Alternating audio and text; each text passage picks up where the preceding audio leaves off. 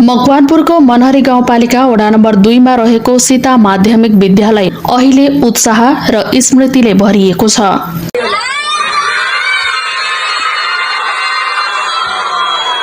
करिब 5 दशक अघि केही सपना बोकेर सुरु भएको यो विद्यालयले आफ्नो 50औं जन्म जयन्ती मनाउन लागेको खबरले शिक्षक, विद्यार्थी, अभिभावक र पूर्व विद्यार्थीहरूलाई एकपटक फेरि एउटै भावनात्मक डोरीले बाँधिएको छ। पौष 21 देखि 23 गतेसम्म मनाइने स्वर्ण जयन्तीका लागि विद्यालय परिसर यति बेला तयारीमा जुटेको छ।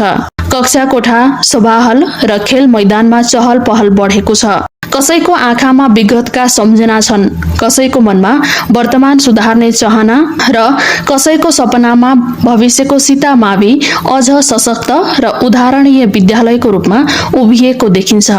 स्वर्ण जयन्तीको तयारीकै क्रममा विद्यालयको सभाहलमा आयोजित एक अन्तर्क्रिया कार्यक्रममा ती सबै भावना एकै ठाउँमा पोखिए।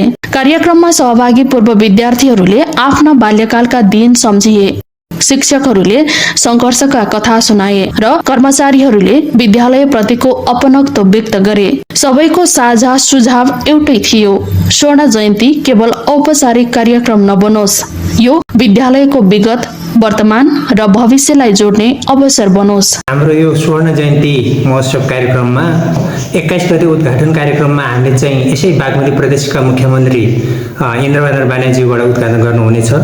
त्यस दिनमा हामीले उद्घाटन कार्यक्रमलाई चाहिँ विभिन्न अतिथिहरूको उपस्थितिमा चाहिँ प्रथम चरणको कार्यक्रम समापन गर्नेछौँ र 22 गते चाहिँ हामीले पूर्व सामाजिक विकास मन्त्री चाहिँ कुमारी मुक्तानज्यूको उपस्थितिमा फेरि चाहिँ दोस्रो दिनको कार्यक्रम सञ्चालन हुनेछ र त्यसै गरी 23 गते चाहिँ हाम्रा नेकपा एमालेका प्रमुख सचेतक महेश पत्रज्यूको प्रमुख अतिथिमा फेरि 23 गते कार्यक्रम सञ्चालन हुनेछ र 23 गते फेरि गाउँपालिका स्तरीय मावि निमावि तहका भाइ बहिनीहरूको फेरि चाहिँ हाम्रो यो नृत्य सांस्कृतिक प्रतियोगिता पनि हामीले गरेर त्यस दिनमा चाहिँ हामीले कार्यक्रम समापन गर्न गइरहेको छौँ।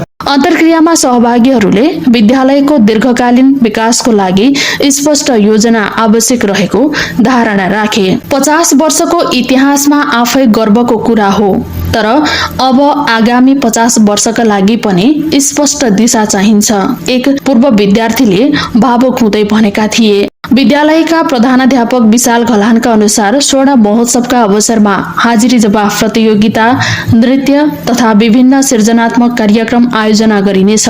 यी कार्यक्रम मार्फत विद्यार्थीको प्रतिभा उजागर गर्ने र विद्यालयप्रति आत्मीयता बढाउने लक्ष्य राखिएको छ। स्वर्ण जयन्तीको उत्साह अझ बढाउने अर्को विशेष कार्यक्रम भने राष्ट्रपति रनिङ सिल्ड प्रतियोगिता हो, जुन पौष 25 देखि 27 गतेसम्म मनहरीमै आयोजना हुँदैछ।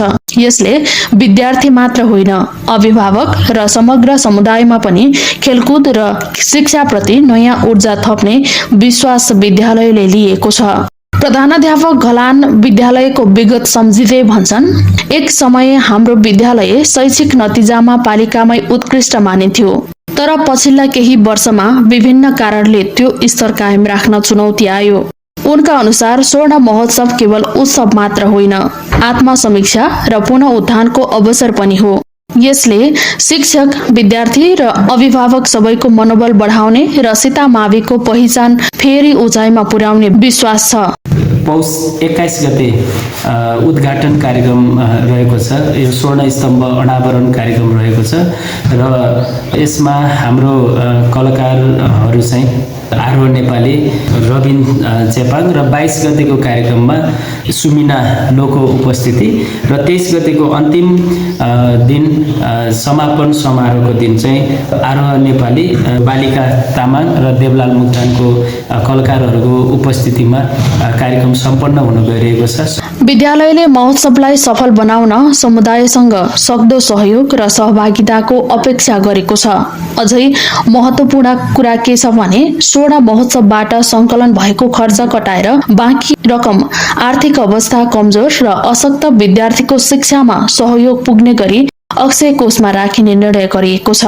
यो निर्णयले सीता मावि केवल शिक्षण संस्था मात्र होइन, सामाजिक जिम्मेवारी बोकेको विद्यालयको रूपमा पनि उभिएको सन्देश दिएको छ। आधा शताब्दीको यात्रामा अनेक उतार चढाव भोगेको सीता माध्यमिक विद्यालय अब स्वर्ण जयन्ती मार्फत नयाँ संकल्प सहित अघि बढ्न खोज्दैछ।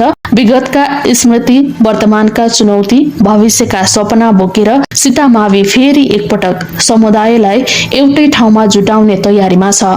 यही उत्सवले विद्यालयको इतिहासमा नयाँ अध्याय थप्ने अपेक्षा गरिएको छ।